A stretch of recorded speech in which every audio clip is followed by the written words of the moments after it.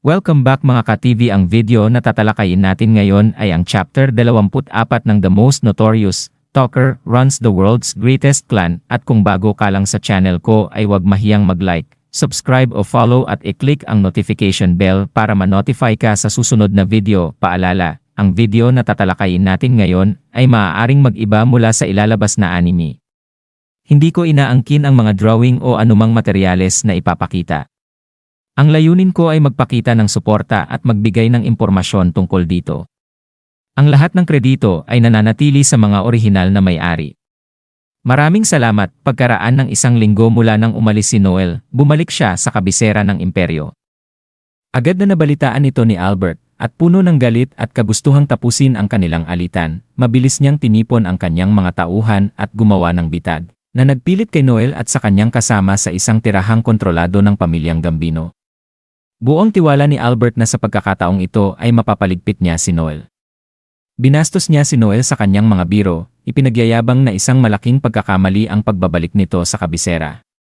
Subalit, nang utusan niya ang kanyang mga tauhan na lusubin si Noel at kaladkarin ito, nagulat siya nang wala ni isa mang gumalaw. Kahit ang kanyang mga pinagkakatiwalaang tauhan tulad ni Reyes at Koga ay tumayo lamang, hayagang sinuway ang kanyang utos. Nayanig si Albert, tinanong ang mga tauhan at tumawag kay Reyes upang magpaliwanag, ngunit nanatili itong tahimik, malamig na tinatanggi ang kanyang galit. Sa puntong iyon, tumawa si Noel at tinawag si Albert na isang payaso, habang unti-unting bumabagsak ang kanyang otoridad. Upang maunawaan ang dahilan ng pagkakawatak-watak ng kanyang mga tauhan, dapat balikan ang isang nakaraang pag-uusap ni Noel kay Reyes at sa iba pang kasamahan ni Albert. Ilang araw bago ang tagpong ito, nakasalubong ni Noel sina Reyes, Koga, at iba pang kasamahan ni Albert habang sila'y nagdiriwang sa isang hapagkainan. Doon, napansin ni Noel ang isang maliit na laruan na dragonfly na hawak ng isa sa mga tauhan. Ang laruan ay pagmamay-ari ng isang batang babae na si Chelsea, na nagdusa sa utos ni Albert. Ang alaala ni Chelsea ay nagdulot ng matinding emosyon sa mga kalalakihan, dahil iniutos ni Albert na itapon ang laruan pagkatapos ng kamatayan ni Chelsea, isang huling marka ng kawalang paggalang sa batang babae na matagal na humawak dito bilang kanyang pinakamamahal na pag-aari. Ang walang saysay na kalupitang ito ay labis na ikinabahala ng tauhan na hindi mapigilang itago ang alaala ni Chelsea. Dahil sa alaalang ito, nagsimulang magbukas ang mga tauhan ng kanilang saloobin kay Reyes. Hindi nila inakala na gagawa sila ng mga karumal-dumal na utos sa ilalim ng pamumuno ni Albert. Sumali sila sa pamilyang Gambino dahil sa paggalang nila sa dating pinuno na may dangal at katapatan. Isa sa mga tauhan ang nagsabi na sumapi siya dahil nais niyang maglingkod sa dating boss at ngayon ay pakiramdam niya ay nakakulong siya sa ilalim ng pamumuno ni Albert. Pare-parehong sinasabi ni Koga at ng iba pa na hirap silang sundin ang mga malupit at walang pusong kautusan ni Albert. Lalo na't nakikita nila ang kapalaran ni Chelsea. Habang sinisikap ni Reyes na panatilihing maayos ang grupo, malinaw na unti-unting nawawala ang kanilang pagtitiwala kay Albert. Sa puntong ito, iniharap ni Noel sa grupo ang isang ebidensya, isang kopya ng sertipikasyon ng kapanganakan ni Albert. Ang dokumentong ito ay nagpahayag na hindi si Albert ang tunay na anak ng dating pinuno ng pamilyang Gambino. Sa imperyo, kung hindi lehitimo ang bata, walang pangalan ng ama ang isusulat. Ngunit sa dokumentong ito, ibang tao ang nakasaad na ama ni Albert at wala ni anong kaugnayan sa dating boss.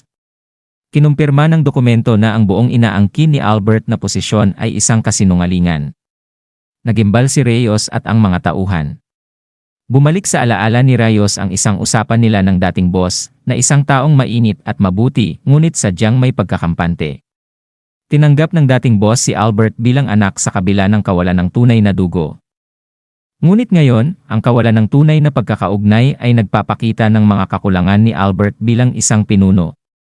Ang mga tauhan, na noon ay may alinlangan na kay Albert, ay tuluyang nawalan ng respeto matapos ang rebelasyong ito. Pagbalik sa kasalukuyan, hinarap ni Reyes si Albert, itinatanong ang kanyang pagkakakilanlan.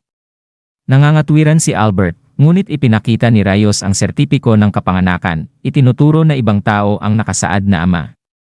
Dagdag pa rito, inakusahan ni Reyes si Albert ng pagkalason sa dating boss upang tiyakin ang kanyang pamumuno bago pa may iba pang tagapagmana na lumitaw. Labis na namutla at nataranta si Albert, at habang nakatingin ang kanyang mga tauhan, Unti-unti nang nawawala ang kanilang respeto sa kanya. Nakangiti si Noel habang pinapanood ang pagbagsak ng reputasyon ni Albert, natutuwa sa kanyang matagumpay na paghihiganti. Sa wakas, nagdesisyon si Reyes para sa pamilyang Gambino. Ipinahayag niya na hindi na sila maglilingkod sa isang taong nagsinungaling, pumatay, at walang respeto sa pamilya. Sumang-ayon ang mga tauhan, at pinapanood nila si Albert na tila napahiya at nawala ang kanyang dating tiwala. Inalok ni Reyes si Albert ng isang pagkakataon upang patunayan ang kanyang sarili sa isang duelo, kung saan maaari siyang pumili ng isang kampiyon na lalaban para sa kanya. Nangako siya na kung mananalo si Albert, kikilalanin pa rin siya bilang kanilang boss. Ngunit lalo lang sumiklab ang galit ni Albert at sumigaw na hindi niya kailangang patunayan ang kanyang sarili. Siya si Albert Gambino at wala siyang kailangang patunayan kanino man. Sa kalagitnaan ng kaguluhang ito, dumating si Fenocio Bargini, isang mataas na kasapi ng pamilyang Gambino at isa ring may impluwensyang personalidad. Si Fenocio, sa kanyang pagpasok, ay nagbigay ng matinding hiyaw kay Albert. Tila nanunuyang sinasabi na dapat ay tinatawag siya ni Albert na Fenocio Oni-chan. Ang pagdating ni Fenocio ay nagsilbing panghuling selyo sa pagbagsak ni Albert. Ipinakita nito na wala na ang suporta ni Albert mula sa mga mataas na kasapi ng pamilya at ang kanyang pagkatalo ay tiyak na. Ang mga tauhan, na dati natatakot sa kanya, ay ngayon ay may lakas ng loob na sabihin ang kanilang pagkadismaya, nagkakaisa sa kanilang desisyon na iwan ang lideratong puno ng kasinungalingan ni Albert Gambino. Sa huli, naiwan si Albert na harapin ang katotohanan na siya mismo ang naglikha.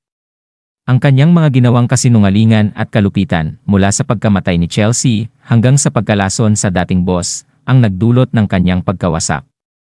Ang mga tauhan na dati tapat sa kanya, ay ngayon ay nagkaisa sa ilalim ng pamumuno ni Reyes na naglayong ibalik ang karangalan ng pamilyang Gambino.